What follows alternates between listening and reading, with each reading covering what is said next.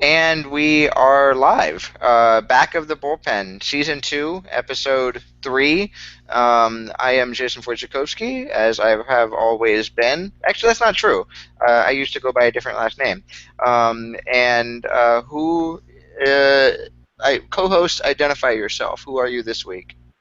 This week, as the same as always, Matthew Corey. Are you sure? I don't have any ID on me, but yeah, I think so. Well, if you don't have any idea, I don't know how do you know for sure. All right, it's just a guess. We'll call it a guess. Educated guess. Okay, I can't really quibble with an educated guess. So we will instead have a baseball podcast since we can't have a podcast about driver's licenses. I feel like police officers that pull people over, you know, if the person doesn't have an ID, then that should be the threat. Like, all right, well, we're just gonna have to have a baseball podcast. I think that would be a good thing, and yeah, you could have. Sometimes somebody would be getting sort of pepper sprayed on the podcast, and sometimes it would be like a canine officer, and you'd have the dog as a guest. Right? That'd Yeah, be awesome. you'd hear maybe some banging into the, as the person is put into the back of the squad car, kicking and banging and swearing loudly. That's actually not too dissimilar to this podcast, though. Yeah, there's a lot of kicking and swearing. Banging is sort of rated NC-17, so we don't have as much of that. Right. But definitely kicking and swearing. And swearing, yeah, exactly. So people have actually like figured out, I guess, the Q&A thing, and Don't I include have. me in the people who have figured that out, because I am not one of them. Yeah, no, I'm not really either. I'm going to kind of try to figure this out. I'm going to hit the select button on Alan Torres's question and see what that does. Uh-oh. Selecting question. Please wait. We are currently answering the question. What can you see this on your screen, Matt? Did anything pop up for you when I did that? No, but Okay. Well, this is scintillating radio. Me talking about what Matt can see on his computer, but. Regardless, it's on mine, so it says, currently answering, what do you guys think of the show Treehouse Masters? Have you seen Treehouse Masters? Oh, there it is. I found the right button to push to see the question. Oh, you can see the question. Good. Now I can see it, yeah. This is a real show, by the way. I Googled it. It is real, so Alan's not putting us on. That's kind of upsetting. I was hoping he'd made that one up. Yeah, that would be a good made-up TV show name. It's about a bunch of masters who live in tree houses? Is that the idea? Well, it's on Animal Planet, so I suppose that is exactly what it's about. Is a master a kind of animal? Yeah. Okay. Yeah, it's a small dog. Oh. Yeah. Dog houses in trees. Yeah, dog tree houses, exact tree dog houses. That's good. Yeah. No, see, now I'm going to have to watch it. Yeah, and I'm definitely gonna watch it, and I'm gonna be very disappointed in the show and in Alan if it turns out that this is not a dogs in tree houses show. Yeah, if this is just a dumb show about people building tree houses, I'm going to be On Animal Planet for no good reason. There's going to be kicking and swearing. There might be some banging. Oh, bringing it up a notch, I see. Yeah. I can't ever just leave it at the same, place that it's been. All right, so that's that question. That is. And then so I put the thing on Twitter. I put a link to this show on Twitter, and I said you can ask questions and stuff. Mm-hmm. And Jeremy Koo asks what sort of stuff. That's good. Yeah, it is a good question. So I am going to answer that by clicking the done button right there on the question, and now we are no longer answering that question. Whoa. Yeah, it's neat. Well done. Yeah, I thought so. So the main thing, the only thing perhaps in baseball besides pitchers and catchers reporting, which is dumb. I hate pitchers and I hate catchers, so there's no point to pitchers and catchers reporting in my mind. What are they reporting anyway? Like, is that like show and tell? Is that what's going on? Like, well, they're all snitches and they're reporting each other. This blah blah blah. Look at me, I'm important. They're reporting that Jose Canseco used PEDs. Well, we already know that. I know, it's ridiculous. Not only are they snitches, they're snitches. They're pointless snitches. That's the worst kind of snitch. Baseball players are really just the worst, as a general matter. Uh-huh. But Eric Hosmer did sign a contract 2 days ago. Apparently, he Before we signed. get to Hosmer, did you have? No, not before we get to Hosmer. After we get to Hosmer. Oh, really? Oh, okay. Okay. Okay. No, go ahead and tell me. Oh yeah, no, you're right. I forgot. We wanted to talk. You're right. I'm sorry. Go ahead. I was gonna say, but before you get to Hosmer, do you have any thoughts on A-Rod and his penned apology? His handwritten cursive Yeah. apology. Right. I have zero thoughts on that. Do you have any thoughts on that? Nope. All right. Good topic. Check that off the So, list. And we are done with the podcast for the week. I think we should talk about Hosmer. I already brought up Eric Hosmer, so I kind of ruined that joke. I pre-ruined that joke, as a matter of fact. Okay, so yeah, with A-Rod and his thingy out of the way, particularly Eric Hosmer, former number 3 overall pick, and general quasi disappointment, I would say. Um, Yeah. Signed an arbitration avoiding contract 2 days ago, so that makes that Wednesday. 2 years, total of basically 14 million. Let's call it 14 million. And it's weirdly, it doesn't buy out. He's not a free agent until after 2017. Right. Yeah, I was looking at that, and I had to look up the rules to see if I was wrong about it. But it seems like he will have one more year of arbitration eligibility following. Yeah, he was a Super 2 last year. Yeah, but he's got 3.15 or something years of service time accrued. So at the end of this, he'll have 5.15. So that won't be enough to qualify for free agency. Yeah, I'm seeing 3 years and 146 days, but I don't know. Maybe that's two different systems. Are you looking on Baseball Reference? Yeah, I am, and maybe that's what the 1.5 means, and I just misunderstood it. There it is. No, 3.146. That's what he. Oh, so you've rounded up to 0.15. Yeah, that's not an actual decimal. That quasi decimal that they do is years dot days. Yeah, so it looks like a decimal. They probably shouldn't do a decimal, but who am I to criticize Baseball Reference? I am nobody.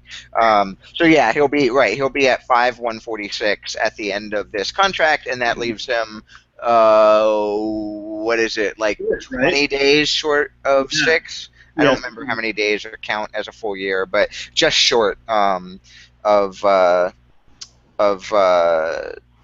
free agency, and that's because the Royals, like every team of the last. Well, I guess he wasn't really a. I don't know if he's super 2. In any event, every team of the last 10 years waited until like May 5th, 2011 is when they brought him up from the minors. So they let him stay in the minors for basically a month, and that month means that they get effectively a 7th year before free agency, because he played 128 games in his rookie year, but that only adds up to the 146 days of service time, not a full year. So they'll get that extra time on the back end, and that is what monkeying with service time gets you, is an extra year of a first baseman who hits like a third baseman. Are you? It was interesting. As the annual editor, I will co-editor. Sorry, will force you to be to give you credit for this comment. And the Eric Hosmer comment in the latest annual basically says that his last season was a success. That he had a really slow start at the plate, and then he came on really strong, and then he hurt his wrist, and then he came back and he was even better, and then he had an amazing playoffs, and now he's Eric Hosmer, super animal baseball crusher. The last part I added myself. Well, doesn't you say added yourself, but it is implied that he might be that. Yeah, it's true. But where is it? Halves. I mean, he was definitely better in the second half. He had a 697 OPS in the first half, 777 in the second half. Yeah, he hit really well in July. He hit almost as well in September. Um, and I think I don't have his postseason splits in front of me. I don't think I He do. choked in the World Series, Well, the entire 250. team didn't hit well in the World Series, but Yeah, the entire no, team. but yeah, in the playoffs last year, he had over 15 games, 983 OPS. There you go. Yeah. Um, I mean, the entire team hit like the Royals in the World Series.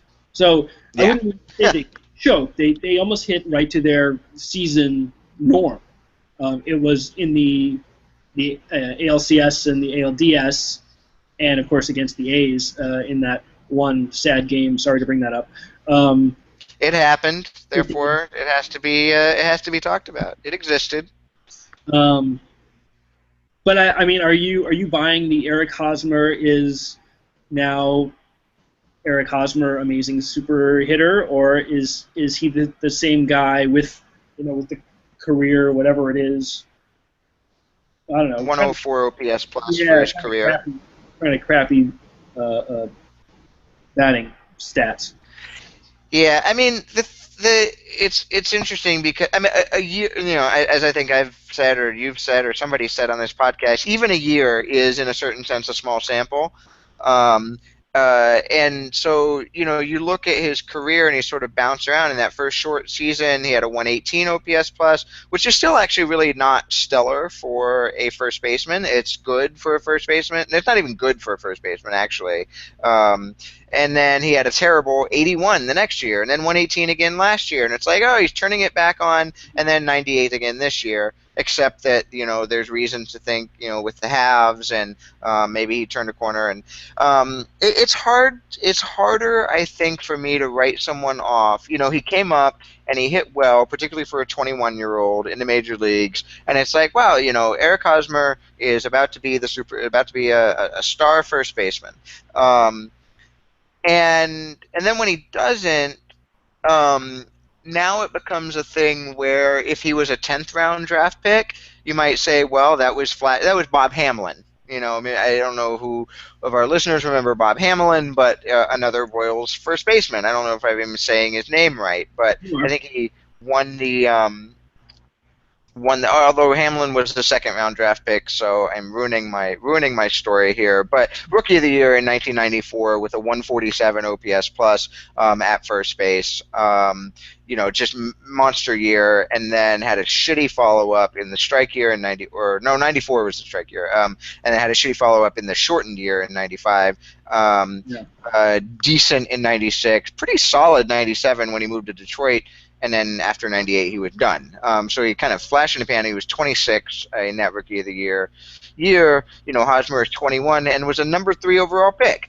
yeah, And so he was if I remember right, yeah, he was a first baseman all along. So everybody looked at him, and the only question is he going to hit enough? He's a high school player. Is he going to hit enough to be a first baseman in the major leagues? And they looked at him. They said yes, and so they drafted him third. This is not somebody who is a center fielder who kind of grew into their body and became a first baseman, whatever. This is, I think he was a first baseman all along. And So in any event, he's supposed to have been all about his bat, and he's still not even, or he's going to be play this year at 25. So there's reasons to think that he is, just now reaching the kind of early part of his, a typical peak. right. Um, but he's also got 500 some odd games in the major leagues, and there's only 570 games in the major leagues, 2,400 plate appearances, and at some point somebody is what they are. It's not like he's going to get any. He's already 6'4", probably 240 or something like that. Maybe a little lighter than that, but what's he going to add physically? He's not a high school kid anymore, Right. so I don't know. I get very pessimistic about players, not winding up not turning the corner, I guess. Even though it happened. I mean, Brandon Moss turned the corner, and that's just sort of come to mind because he's on the A's. No, Uh, he's not on the A's. well, he's not on the A's anymore, Yeah. but he turned the corner with the A's. Yes, he did. Very much so. And so, but then I look at the rest of Hosmer's draft class and I see Justin Smoke, who is somewhat similar in terms of, a hyped hitting first baseman with first baseman size who's never hit. I look at Brett Wallace, same thing, except he kind of became a first baseman. I think he was drafted as like a catcher, maybe. He was I a look third baseman at some point, I want to say, but yeah, you Yeah, I might think be. he moved from catcher to third to first. I might be making up the catcher thing. But I look at. I mean, there's other first basemen that were drafted. Ike Davis has never really turned the corner. He was drafted 18th that year. There's David Cooper. Um, there's Alan Dykstra. Never even hasn't even made the majors. Another sort of first baseman. A lot of first basemen drafted in that round, which strikes me as a dumb thing to do. Drafting first baseman in the first round or a future first baseman in the first round, but maybe they didn't know. Yeah, In any case, that commonality there is that all these guys would be decent hitters if they were third baseman or second baseman, and they're not for third baseman and second baseman, and neither is Hosmer. yeah. I That mean, if didn't answer the Hosmer, question. no, if Hosmer, I think you're right though. I mean, if Hosmer is playing some up the middle position, as a 716 OPS is acceptable. Um, if not wonderful. Although, a 716 OPS last year was average, which is 98th percentile according to OPS Plus. So not percentile, but 2% below average. Is Right. what I'm trying to say. So I don't know. The light comes on for guys sometimes, and sometimes it takes years, like you mentioned with Moss. Another good example of that is actually with the Royals is Alex Gordon. It took him, Right.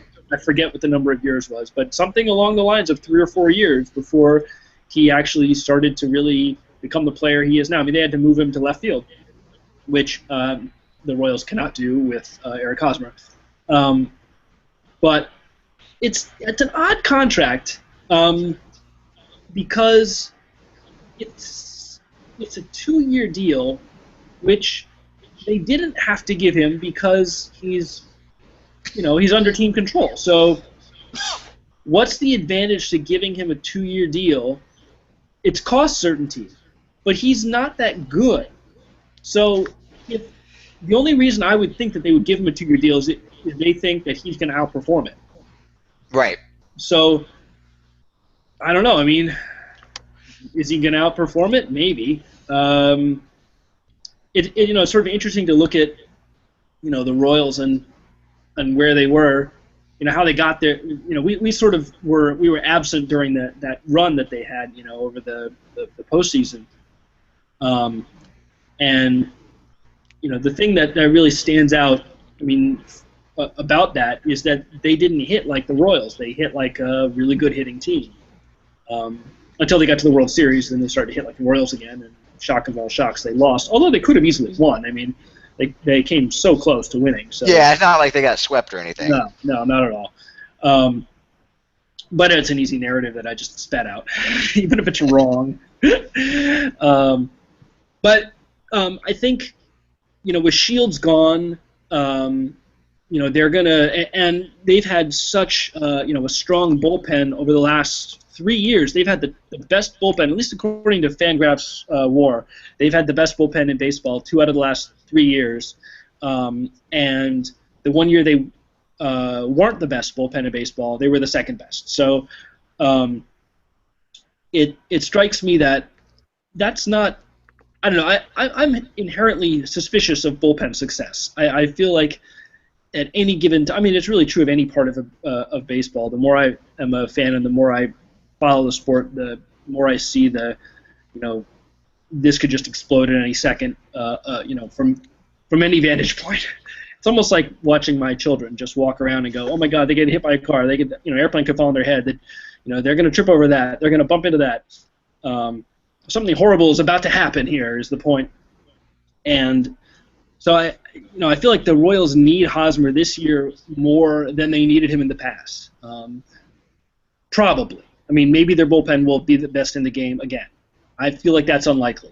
Um, and they lost James Shields, so they're going to be relying on Ventura to front the rotation, and then after that they've got Guthrie and Vargas, and I forget. They've got four fourth starters is Yeah, really kind exactly. of They've what it got a looks bunch of like to back me. end starters, and so they're really not going to get a whole lot of production out of their rotation, probably. Um, they're going to need the offense to step up to win them some games. Otherwise, things could not go well. So they really are going to need Eric Hosmer to hit like a first baseman. Whether he will or not is, I don't know.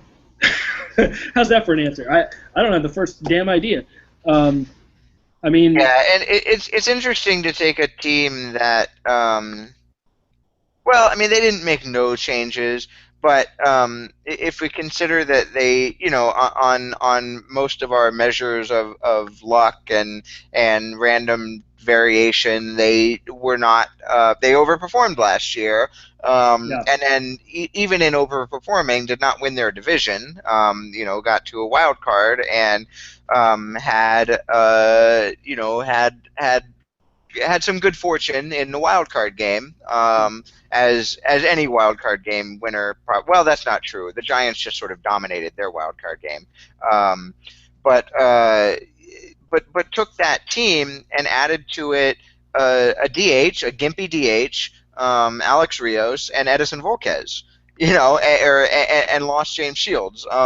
So it's Morales is probably a sideways move from Billy Butler, probably. Rios, who was their right fielder? Was it Aoki last year? yeah, Aoki. Yeah, Rios is might be a little better than Aoki, Probably but not defensively. yeah, and he's also 34 already. Did you know Yeah, that? yeah, Good lord. How is he over 2 years older than Kendrys Morales? Um, but in any event, yeah. So they didn't. I mean, it's not like I don't know. I'm not necessarily criticizing because they have a budget and they have ownership restrictions and they have a team and that maybe they like and maybe they tried to do some things and every time they called somebody up about a trade, they were like, well, you have to give us Raul Mondesi, right. your number one prospect, or we're not going anywhere. And they said, well, we're not trading Raul Mondesi for a moderate upgrade at second base over Omar Infante or something like that. That's totally true, and to a certain extent, you never know, what the whole course of the off season was supposed to be versus how it turned out. But at the same time, I think you have to hold people responsible for the results. Right. Right? I mean, otherwise, it's all just this sort of jumble of could have been, and that was good enough, maybe, and who knows, and whatever. It so, I mean, at least from where I sit, I really didn't care for the Royals offseason at all. I mean, they it seemed like had some money they could spend given the way that their season went, and they had their best guy on the free agent market, and you know his uh, his market was much lower than we thought it would be. Now that's public perception. Maybe the Royals knew exactly what he was going to cost, and they weren't going to be able to afford it. But um, I think I'd like their team a lot better with Aoki at whatever it was he signed for with I forget who he signed with, the Blue Jays. No, Aoki, I think he went to the Giants. Giants. I'd prefer that they had James Shields rather than Morales and Rios and Volquez, who made about the same amount of money altogether. So I feel like those are three easily replaceable players for far less than what they paid for them. Now, Morales has been good in the past, not the recent past, but the past. Same, could be said of Rios. Um, and I think Volquez is just it's not hard to look at his numbers from last season and just go, that's not going to happen again. Yeah, particularly. I mean, the narrative these days is that Pittsburgh might have the best pitching coach and general pitching coaching Mhm. in the game, and that maybe he'll retain whatever magic they worked on him, and maybe he won't. If he Right. retains it, good for him. Sometimes guys, learn a lesson and become a better pitcher because of it. And sometimes guys just need that constant reinforcement every day. This is what you need to do to succeed, and then they do it. And it is, the Royals are gambling, not heavily gambling. I mean, they're paying him 7.5 and 9.5 million the next 2 years. Right. And he had that ugly ERA with the Padres in 2013, but he pitched better than that, and he actually probably pitched a little worse than his ERA last year. He's a mediocre starter, and that's mediocre starter money that they're And paying him. they already So have a number of mediocre starters. yeah, Like, we yeah. have No, it's funny if you look on mediocre starters. roster resource, which is the new, what MLB depth charts. That's what MLB depth charts is now, Right. Right. um, and it's got at the top of it any team's page. It gives you the projected 2015 opening series matchups, and so we've got Monday, April 6, 2015, Yordano Ventura against Chris Sale. That's a cool matchup. That's neat, right? That's an ace against a potential ace, a hard throwing guy. Game one, opening day. That's what every opening day type game should look like. Aces matching up. Game two of that series, Jason Vargas versus Jeff Samardzija. Right. That's the drop off, and that's not. It's not like, oh well, what if Jeremy Guthrie beats out Jason Vargas for the number 2 starter? Well, now it's Jeremy Guthrie versus Jeff Samardzija. It's a very uninspiring drop, and in particular, I mean, it's an uninspiring rotation in general because Ventura is like 24, 23. 24. So 24, yeah. yeah, so he is in that range where guys, I think you've said a pitcher is only not hurt until they're not. What? I don't know. A pitcher is only not hurt until they're hurt. Something like that. Yeah, and at some point maybe you start to believe a little more in an older pitcher who's pitched 10 years without an injury, like a James Shields, actually. Right. But Ventura has pitched, a year in the big leagues. It is too early to say that he's not going to have Tommy John surgery come May. And if that happens, this team is kind of sunk. Yeah, I mean that's a lot to put on a guy like that who's not really. I mean, he's been fine. His stuff is fabulous. Yeah, he might be more fun to watch than he is actually any kind of an ace. He's a good pitcher, Yeah. and he might even be a number 1 starter. But he's probably not a Cy Young winner. I mean, you never know. Guys Right. take steps forward out of nowhere. They take steps backwards out of nowhere. Who the hell has any idea anymore? But that you can put that on the cover of your 2016 annual, by the way. He also threw 208 innings last year, counting the playoffs. And his previous career high was 150. He threw 150 in 2013 and jumped over 50 innings last year. I don't feel like that's extreme. I mean, if he'd thrown 100 innings and he was up to 200 innings, that would be extreme. But I don't know. It's going to be the kind of thing where if he goes out and has a good year, we're not going to think anything of it. And if he gets injured, everyone's going to be like, "Whoa, look at that!" But I don't know. That's true. There's a direct, a direct relationship between those things. Are you telling me that the Verducci effect is bullshit? Oh, that's definitely bullshit. I am surprised to hear you say such a thing about. I don't even remember his first name, Mr. Verducci. Tom. I didn't say it Tom. about, I almost called him John. I don't know why John Verducci. I didn't say it about Tom. I said it about the Verducci effect, which that's been widely. Like I'm not the one breaking that news. Right. That is a good point. So Um, let me ask you, Jason, if I may, unless there's another point you want to make on Ventura, I don't mean to cut you off, but where do you think, given all the stuff that we just spoke about, the Royals' sort of lack of offense and their potential problems in the rotation, the fact that even their bullpen has nowhere to go but backwards. I mean, where do they fit in their division? Forget about the American League, but where do they fit in the Central? um, I think they are behind the Indians. Um, the White Sox are interesting. I'm not sure what the White Sox are. I mean, they have a very good top three in the rotation. They signed David Robertson for the bullpen. Good for them, paying money for a closer. The rest of the bullpen does not blow me away. Their bullpen was Um, awful last year, so yeah, I mean, I don't ever like the idea of going out and spending that kind of money on a bullpen piece. But if ever a team should do it, you can make the argument that the White Sox should have.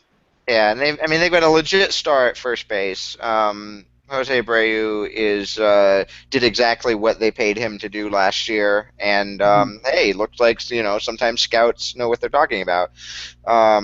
They added Melky. Melky's good. I like Adam Eaton. Everybody's liked Adam Eaton, right? But they've still got weird holes. Like they don't have a second baseman. They don't really have a third baseman. They don't really have much in the way of a right fielder. I mean, unless you believe in Avisel Garcia, I guess. So they don't really even have a catcher. So that's a lot of holes for what could be the third best team in the division. I think I like the Royals slotting in behind the Tigers and the Indians. But Pacoda, by the way, strongly disagrees with me. They see the White Sox 6 games better than the Royals, and that is well. Let's see. I don't have Where's that the in front of last? me. Is that It's because the White actually Sox are good or because the Royals are terrible? I think this likes the White Sox a little better than I do, yeah, they actually have projected runs allowed are exactly the same, and it's got the White Sox coming out 50 runs ahead on offense. Yeah, Some of that's that might right. be Park. I don't. I'm trying to remember. No, the White Sox Park is actually a pitcher's park, I think, or mildly so. No, I think it's a pretty strong hitter's park. At least it Is used it? to be. Oh, okay. I mean, I don't know if there is such a thing as a hitter's park anymore, given the offense is. But Yeah. as Well, far it's all relative. Let's as see. White Sox 2014. Baseball Reference has it average. Baseball Reference has it a 100 park factor. Um, and in any event, so yeah, so that's a 6 game gap that I'm not quite buying. Just sort of looking at these rosters and thinking as a human, but I don't like them at all better than the Tigers or the Indians, and even counting the fact, thinking about Victor Martinez's injury, uh, that Yoenis Cespedes is not as good as. Speaking of players who are more fun to watch than they are good, that Jose Iglesias has to stay healthy. There's some potential problems with the Tigers, but they've still got Kinsler and Cabrera. They've still got JD Martinez, and Pacoda does not like JD Martinez, by the way. I wouldn't imagine Pacoda would like anybody who was 26 and had a great season out of sort of nowhere. I Yeah, mean, Pacoda probably doesn't, trust anybody who doesn't have, a track record of success. And it famously this year doesn't like Corey Kluber either. I mean, right. not shocking. Kluber was not very good before, and Yeah, now he's very good. So I don't know. I mean, I tend to think that as much as we can just look at these individual things and go, Pacoda's wrong. We watched it last year. Like that's the reason Pacoda is great. It's because Pacoda didn't watch it last year. And right.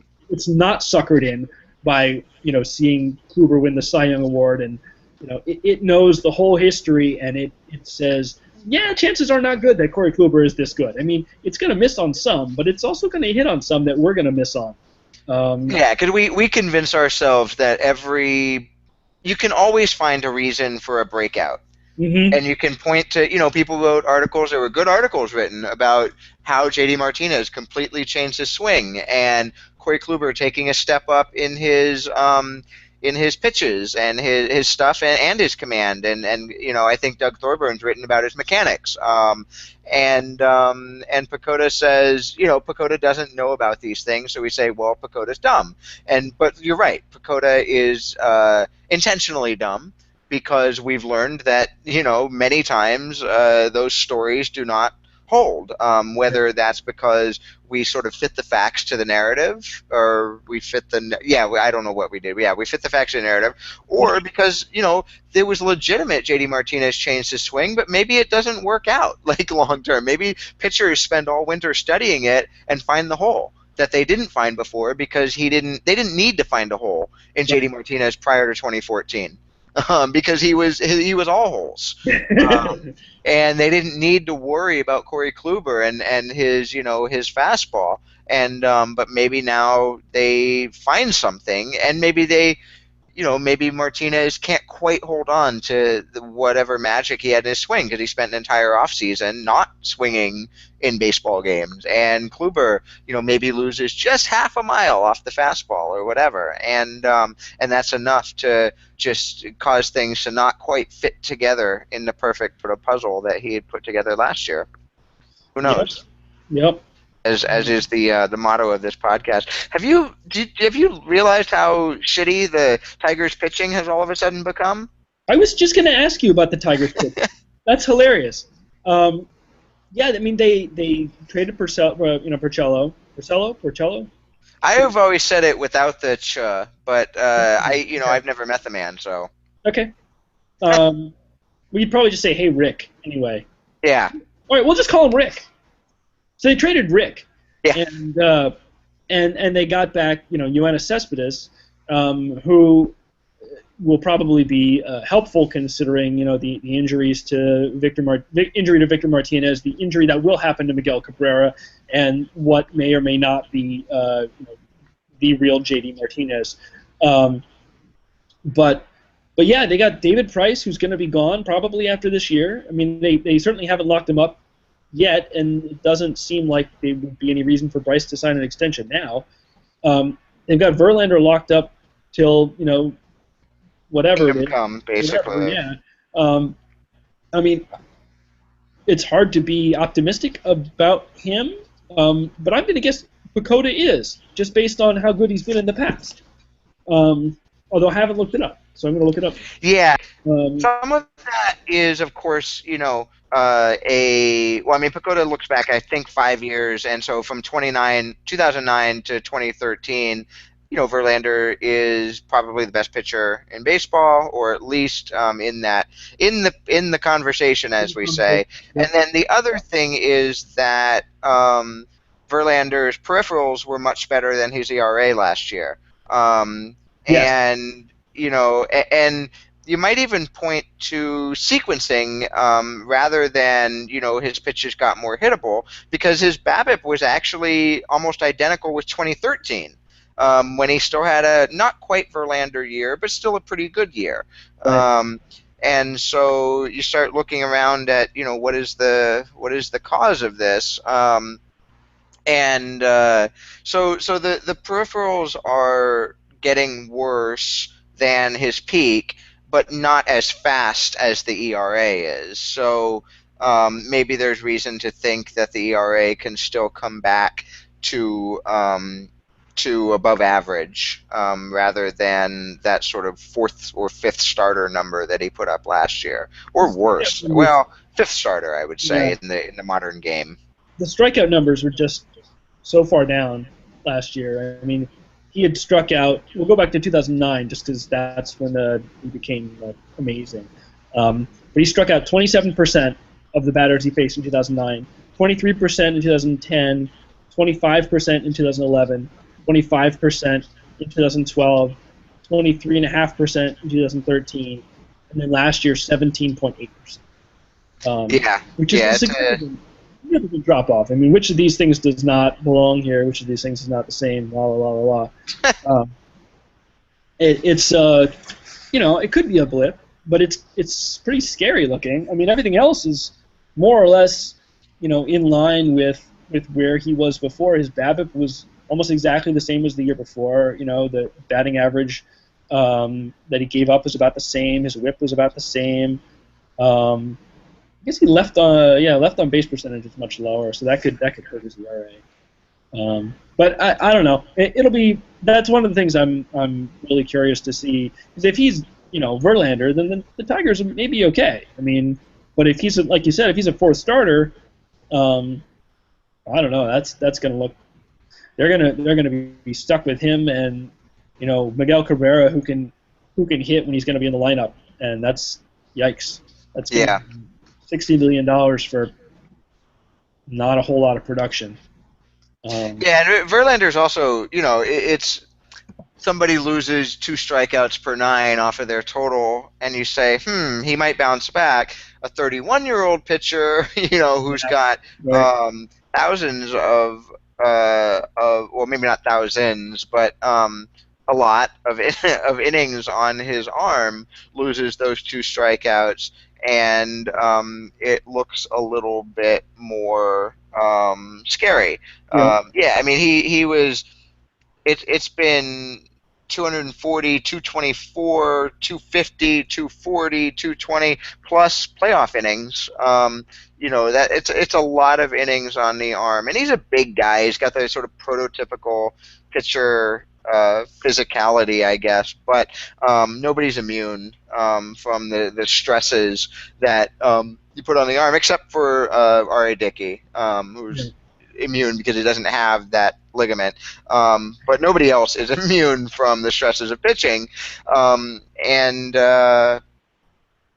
even, this is one of the greatest pitchers of his era. Is not immune. So yeah, it's if you're looking at Price as a legit number one and Anibal Sanchez as a good 2-3, you need Verlander to be a good 2-3. Even acknowledging that I think it wouldn't be fair to expect him to be an ace again, because even 2013 was not necessarily, it wasn't up to his normal standards. But him being a good 2-3 rather than him being a 4 would go a long way, given that they're counting on Alfredo Simon, who had one good year last year, if I remember correctly, unless he had a year before that I'm not remembering. But it's really. Oh yeah, well he had a good year in 2013, but in the bullpen. He's been a good reliever, and then he converts to starting or back to starting at 33 and has a good year. That has a way of making you wonder, particularly a good year where he struck out less than 6 for 9. Yeah, oh my God. And Shane Green, who is nobody's idea of anything, and then there's the minor leaguers are sort of Kyle Lobstein and Buck Farmer, who's got one of the best, really take your time and say it if you're saying it on TV. Somebody on ESPN this year, I want him to break out. I want him to be controversial, right? Because then you get people yelling about him on TV. And then you get caught up and you're just gonna say it. So it's anyway, the Tigers, as they've been spinning and spinning and spinning and spinning their roster to try to keep this window open with Verlander and Cabrera, try to get that World Series for the Pizza Man at the top.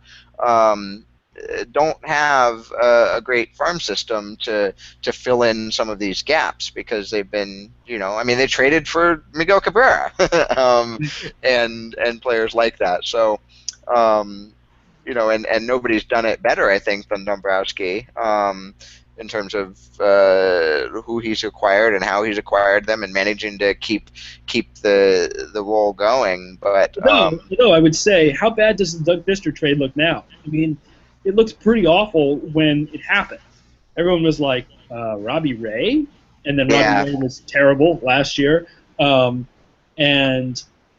it just looks bizarre now.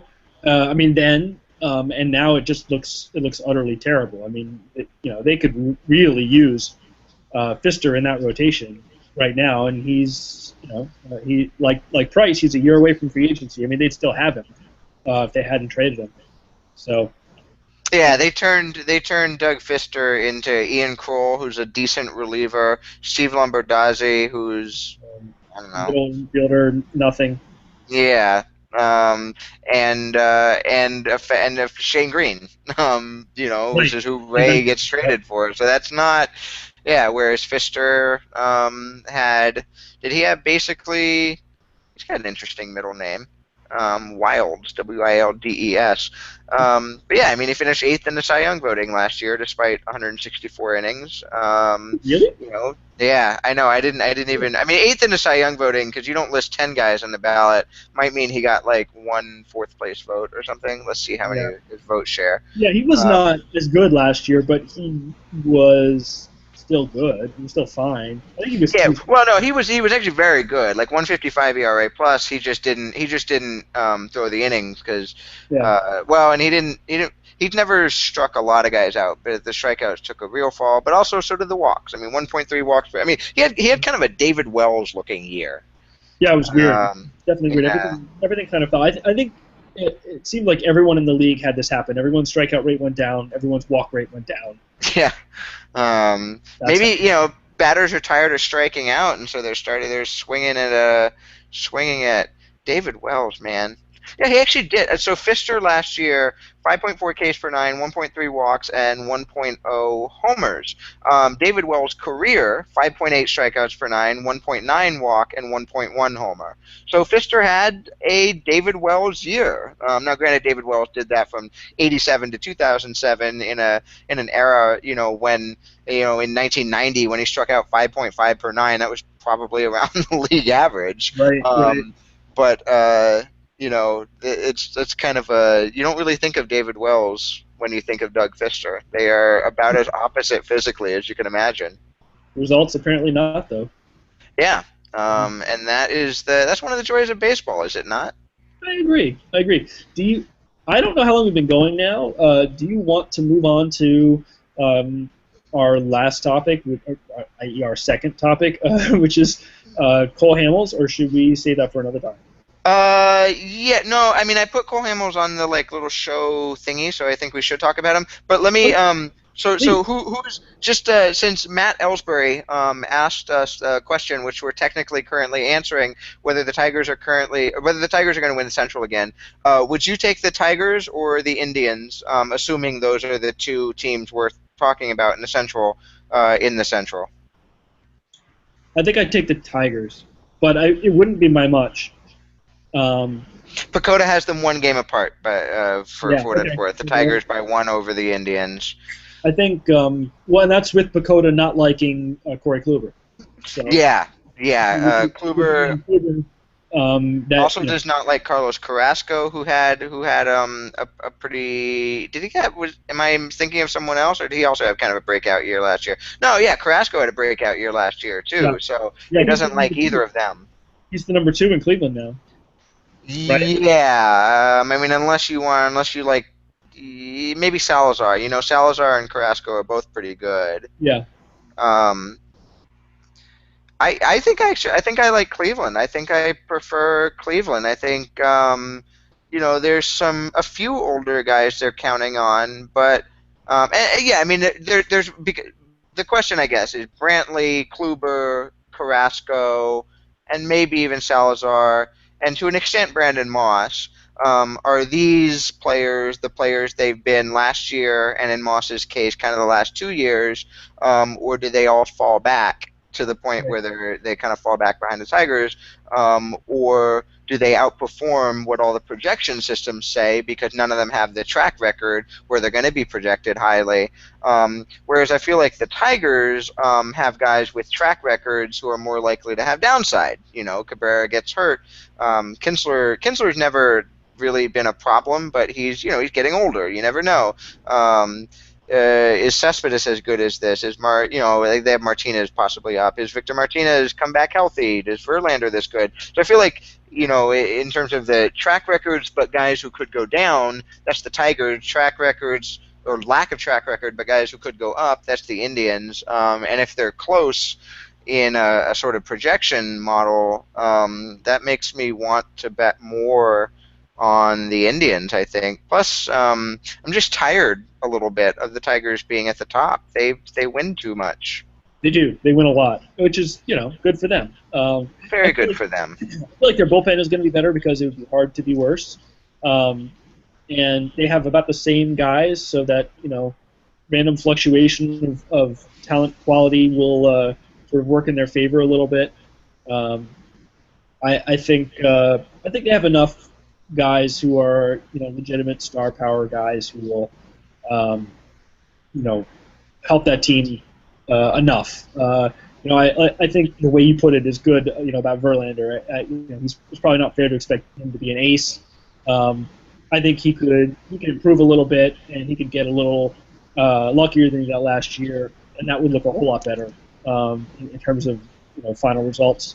Um, and one thing I like about the Tigers a lot more is I like their ability to go out and get talent midseason. Um, you noted that they don't really have anybody to bring up, and I think that's true. But I do think that they would empty out the farm system to bring in talent if they needed it in a position. Uh, if they're having an issue midseason. And I have a harder time seeing the Indians make a big move. Um, It's a good point. Yeah, the Indians probably have more talent to trade, yeah, um, and therefore could theoretically make a better move. But the way the organization is run, they may be less likely to trade that talent that they have. I mean, on the other hand, 5 years ago we might have said that about Billy Bean. right. So smart general managers have a way of what's the word of under Knowing when to I go don't in, know knowing when to go away. expectations. Yeah, and just changing, not having a model, not having a theory by which the team is operated, by just sort of doing what is best at all times, basically. Whether that, and sometimes that looks like a model of one way, and sometimes that looks like a model another way. So, Mm-hmm. um, yeah, who I don't know. That'll be one of the probably one of the more fun divisions, actually, along with the East, which is just kind of a clusterfuck of weird, who knowsness. Yeah. And the West, the West doesn't actually look all that competitive. I think we talked about a little bit. The NL East doesn't really look competitive. The NL Central doesn't look all that competitive, Mhm. unless I mean, I guess well, it depends. It depends on what you think about some of these teams. And the NL West is kind of the Dodgers running away with it, unless everything works out super well for the Padres, because it's not an even year for the Giants. So the Central, the battle between the Tigers and the Indians, potentially the White Sox if things work out, potentially the Royals if the magic keeps going. Right. That's four teams without a dominant team. So that could be a fun battle all year. I would advise our listeners to keep an eye on that battle. What would you say to that? Do you think they should keep an eye on that battle, Matt? Oh, I would keep an eye on that battle. I would absolutely keep an eye on that battle as well. So I've selected Jeremy Koo's question, Cole Hamels, and the way he asked the question, and I think this is an interesting intro to it, because you had also to me earlier in email a different question, but I think we can kind of meld these questions. And what Jeremy asks is, I think we've been hearing that the Phillies are not willing to trade Hamels for what they consider these lowball offers they've been getting. But if these are all lowball offers, isn't that not a lowball offer anymore, but just the market? You asking me? Sure. Now I'm wishing there was someone else on this podcast besides us two. Um, I mean, for now, as we've seen in over the course of the offseason, markets shift. The market changes based on who's available. And sometimes guys are out on the trade market, then a trade will happen, and all of a sudden there's one or two guys less on the market, and teams will go, oh my gosh, there's only this one other guy, we need to get him. Something along those lines. Or you can have sort of the opposite happen, where you get a James Shields or something, like that, where the market just doesn't, for whatever reason, really ever happen until later. I mean, I think, and we've talked about this a little bit before, in that it just seems like the Phillies have a need that it's going to be really difficult to have filled. They want prospects for their best player, and that's not unreasonable, except that their best player is on a market rate contract. Right. And so they want the team acquiring Hamels to pay the market rate contract and to give up top prospects. And that's a really tall order. It's especially a tall order in an off season when there are free agent starters comparable to that pitcher that you could just go and give a market rate contract to and be done with. Now, it will cost you likely more money, like a Lester or a Scherzer will cost more money than Hamels will. But Shields costs less. I mean, it depends on where what you think all those pitchers are going to do going forward. So there's a whole bunch of ambiguity there. But I think that to answer the question, I think markets fluctuate, and so what the Royals are asking for, they might be asking for what they need, but at least so far, nobody else is willing to give that up. So, but the market could change. The market could change in probably the time the market would change is mid-season, is my guess. When Yeah, I mean, I would go so far as to say the market will change. There you go. It may not change in their favor, Right. but it is going. The market is always moving, but I mean, I think it's reasonable, and I think you were kind of implying that the market will change. It is likely to change in their favor because nobody's hurt yet. Right. Nobody has thrown a pitch, and therefore no pitchers are hurt, and somebody is going to lose an important pitcher. Maybe that's the Tiger. Like everybody's looking at the teams that seem to be most involved in the trade market, and it's the Red Sox and the Padres are of course involved because they're involved in everything, and maybe the Cubs think they can make a run and just need one more piece, and they've got all the prospects in the world. But if the Cubs are winning along at a nice pace, and then God forbid, John Lester goes down for the rest of the season with let's say it's a knee injury to leave his poor arm out of it. But they're not going to have him.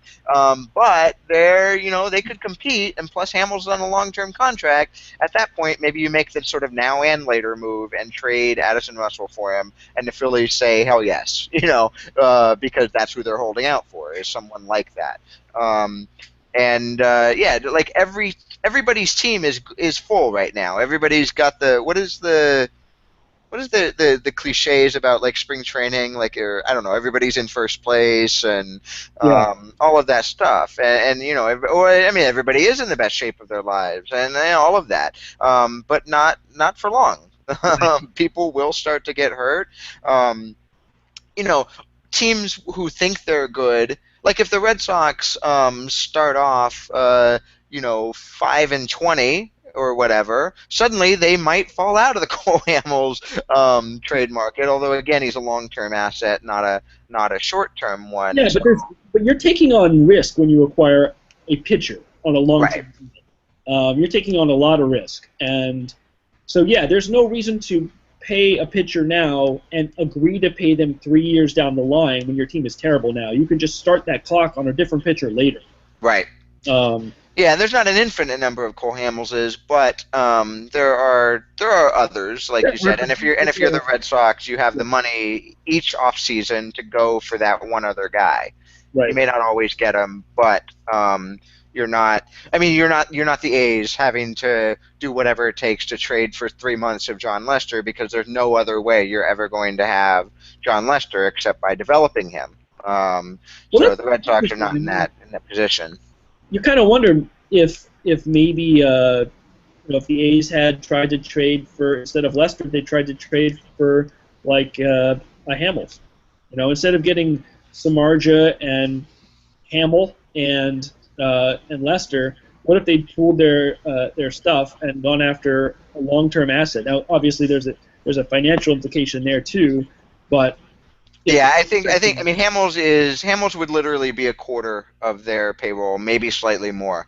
if you look up And prospects, maybe the Phillies would take on some money. I don't know. I'm just throwing out garbage at this point. yeah, I mean it's possible. Um, but I wonder how much, and I wonder over how long a period. Yeah. And it's Well, let me ask you. Let me ask you this: instead of making up a speculative, dumb scenario, let me ask you, because Hamels recently came out and said, in about the nicest possible way someone can say, "Can we just get this over with and trade me now?" He didn't say that specifically, of course. He said that he was kind of looking forward to winning again, and it was very clear to him that winning was not going to happen in Philadelphia. And he was happy to waive his no trade clause, and they asked him about a couple different destinations if he'd waive his no trade clause for those places, and he was like, absolutely. He sounded very enthusiastic about going wherever it was they were telling him that wasn't Philadelphia. So the question is, does the fact that the player comes out and says those things, does it make any difference? um, Like, does it help him get moved? Does it make it the Phillies more likely to deal him? I think I don't think so. Not in, well, I don't know. It's hard to. I think not consciously. I think Ruben Amaro, as much fun as has been made of him over the last 4 years or so, he's not so dumb that this is going to push him in a direction um, consciously, where he's going to. But, humans are susceptible to weird unconscious biases. And you never know psychologically what effect that might have that, Amaro's not even really aware of in terms of, taking a deal that, it might push him from 49.9% to 50.1%, Yeah. and that makes it that makes the deal, and that's only 0.2%. So, can some a statement like that move the needle just enough to get it? It doesn't have to move the needle from 0 to 100. It just has to get it into the zone where the trade happens, and if it's close, maybe it does. But I think in this case, given the reasons the trade hasn't happened and things like that. And given that this is not a player who, he's not a player 1 year from free agency or whatever, where the acquiring team is going to want to have a shot at re-signing them for that Right. over the course of that year. And when they start talking about, I'd love to be on a winner, blah blah blah, then you start thinking, okay, maybe for the acquiring team, it gets them to kick in just a little bit more because now they have a little more belief that maybe they'll be able to re-sign him. That's not going to be the case here. He's signed through 2018 with a 2019 option that's actually, well, no, realistically it isn't really cheaper than the prior years. It is the guarantee is cheaper, but it goes the number goes up based on pitching a certain number of innings in the prior 2 years. And Hamels has not had, well, I guess he's had some injuries here and there. Yes, But up, but there's, he's not. it's Yeah. basically the same number. So he's essentially signed um, through 2019. I have to imagine you have to figure you're going to be exercising this option, or it's going to guarantee itself, or maybe not. Actually, yeah, I'm going back and forth here, and this is great live radio. I mean, the specifics of the option on the Baseball Prospectus page. If he throws 400 innings over 17 and 18, 2017 and 18, and that at least 200 in 2018, and he's not on the disabled list with an elbow or shoulder injury at the end of 2018, then 2019 becomes guaranteed at 24 million. If those clauses are not satisfied, then it is a 20 million club option with a $6 million buyout. Now, if he's on the disabled list with an elbow injury at the end of 2018, he's probably not getting a $20 million club option exercise. If he has only thrown, I mean, I guess there's a scenario in which he could throw, 400 innings in 2017 and 18, and it's 210 and 190. He misses a month early in 2018, and so therefore it's not guaranteed. But he still threw basically what you thought he was going to throw. He was good, so you might exercise the club option. So I've just talked myself all the way through the Cole Hamels contract. That was scintillating. So in any event, the point is that yeah, he signed for 4 to 5 more years, and you don't particularly care about re-signing him. You don't care whether he wants to be on your team in the future or not, because he's going to be on your team against his will.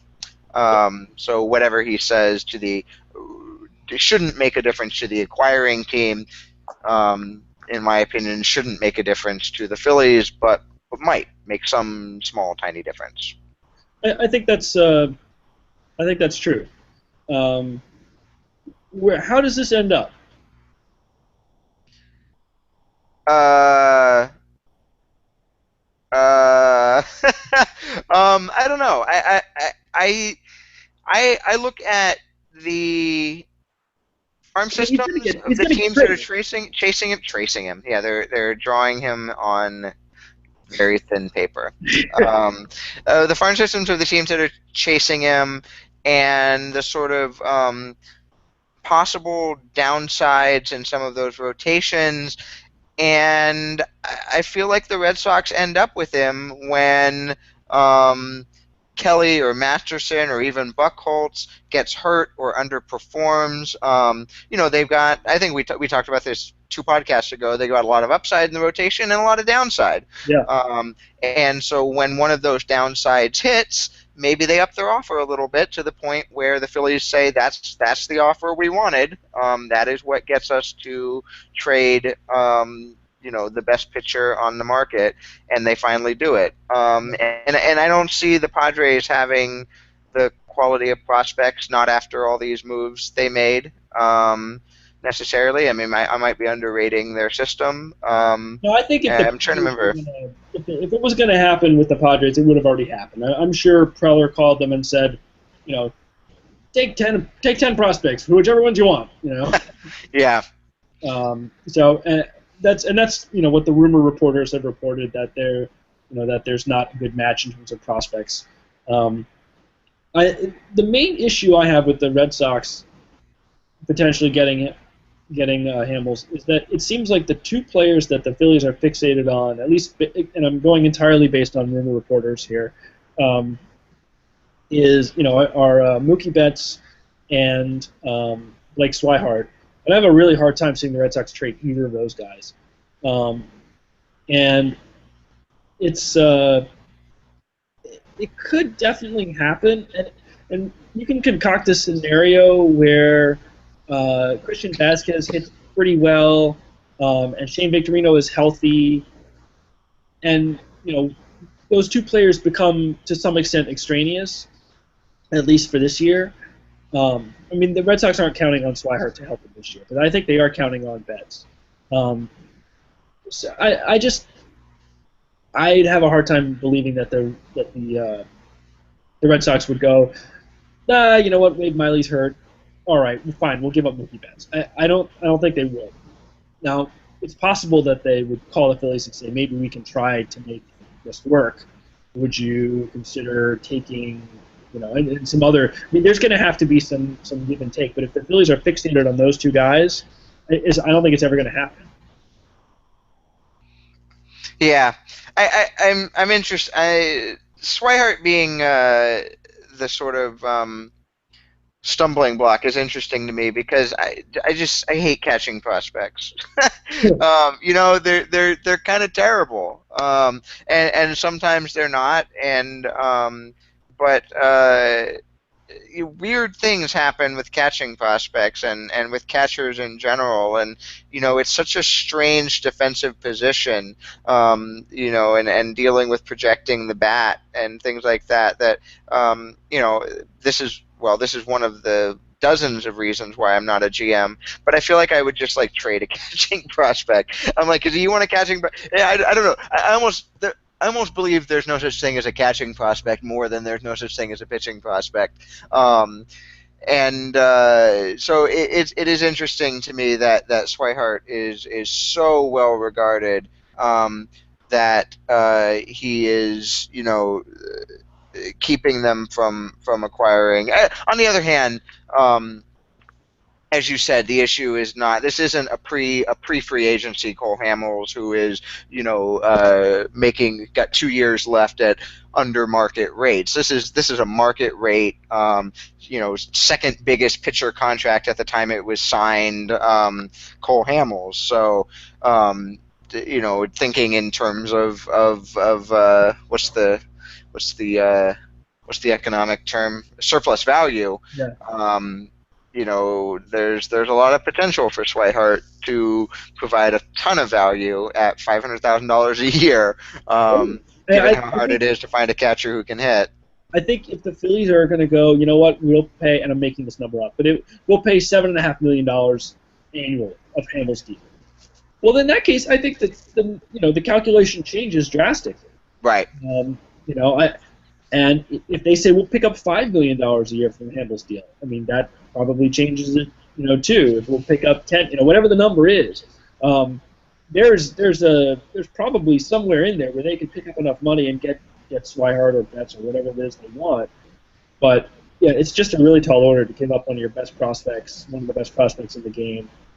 Um, and it's not just about where the guy ranks either, on the top 10 list or in the top 100 list or whatever it is. It's about the specifics of his skill set and how much the team believes in him. I mean, Right.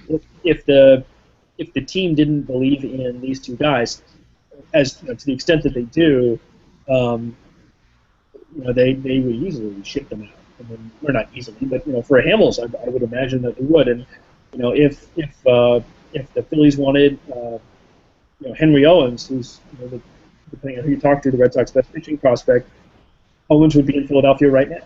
Right.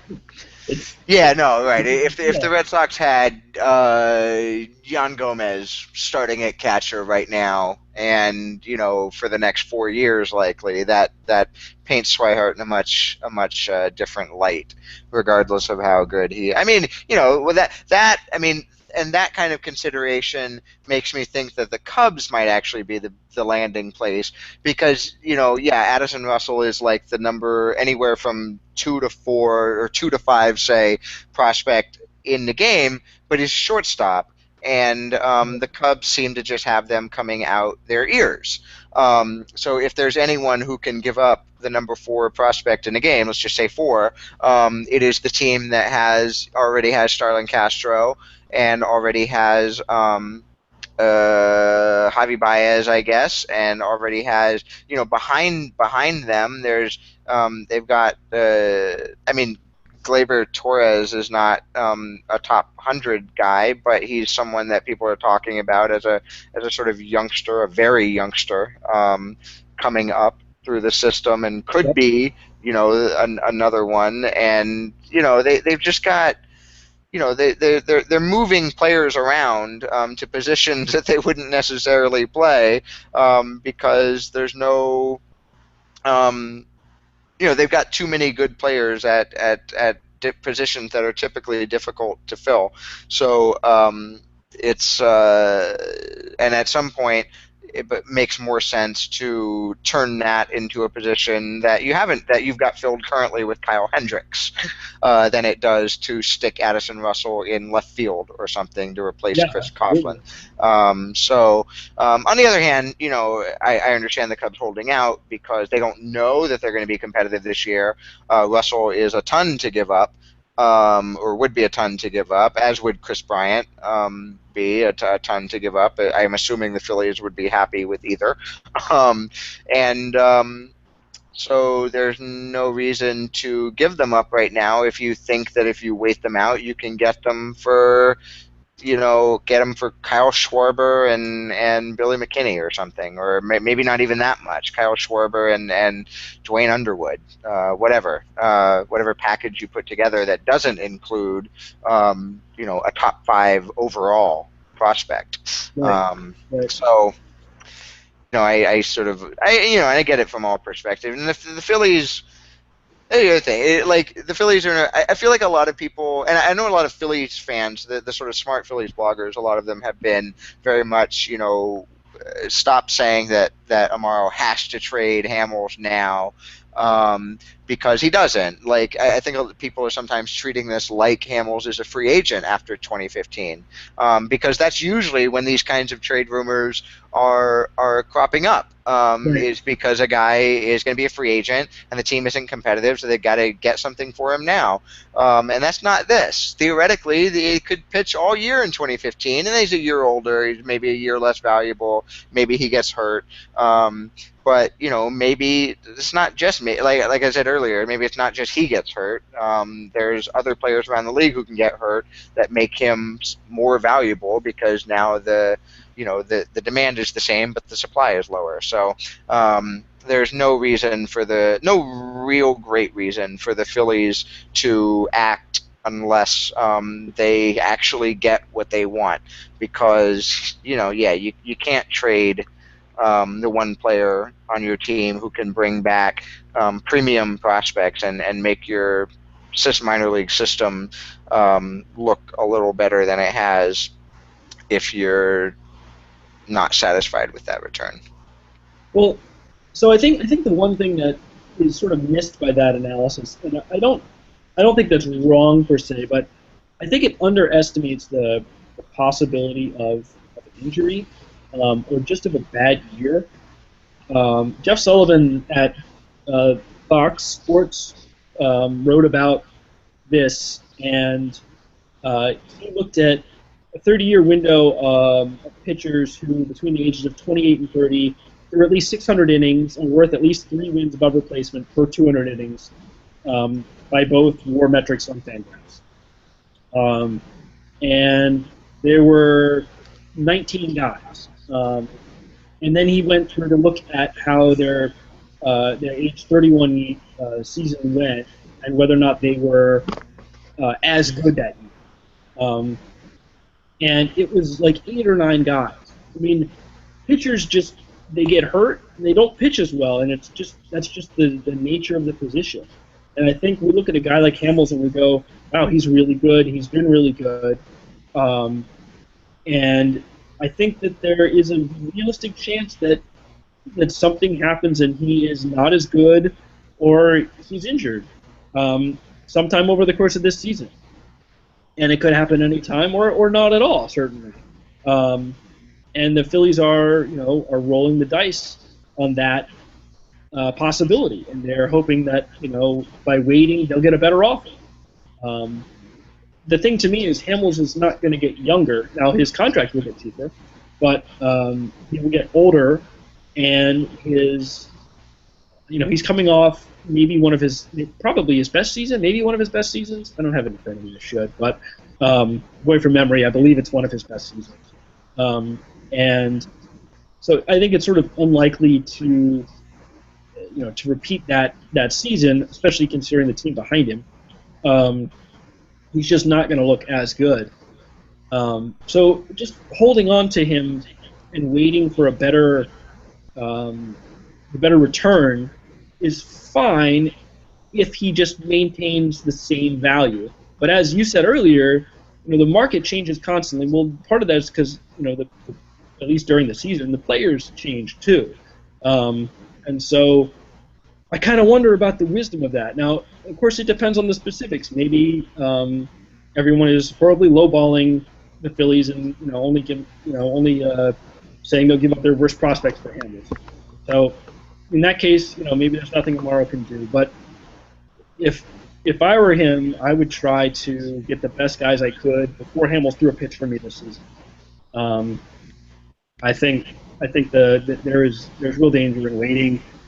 and if they hold on to him and something happens to Hamels and his value goes through the floor or even dips, they're gonna find rebuilding to be a whole lot more difficult.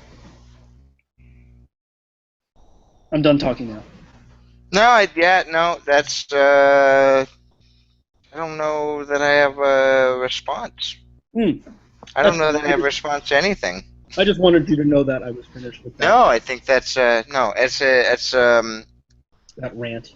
There's a lot of there's there's a lot of factors. Let's say. Yeah, there are, and that's kind of the one of the things that makes it so interesting. I mean, in a sense, I applaud Amaro for taking the risk of waiting and going, this guy is worth more than what people are offering, so I'm going to wait until they give the right amount. Um, but there's a real danger in that, and I feel like a lot of people underestimate that danger. So, Yeah, no, that's probably fair.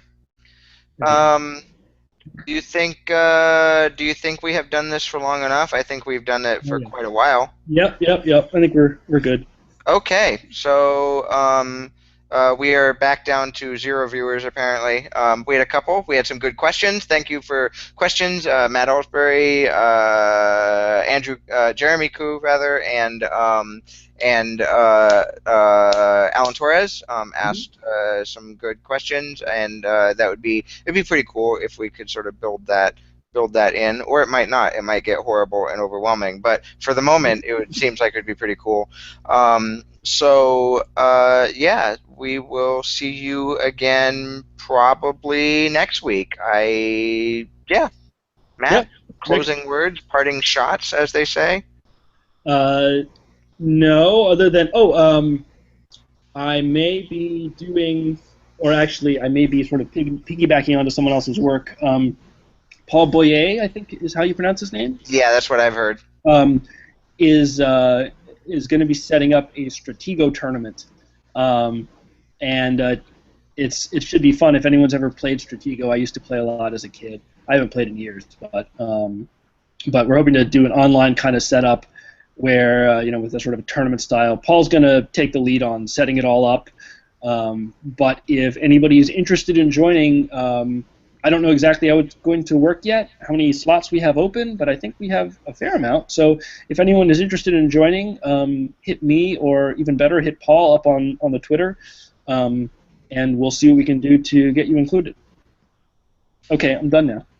Oh, that's pretty cool. I used to have Stratego, and I have not played in years. I probably won't be. I was never any good at it either. So, um, but yeah, Paul is Paul_Boye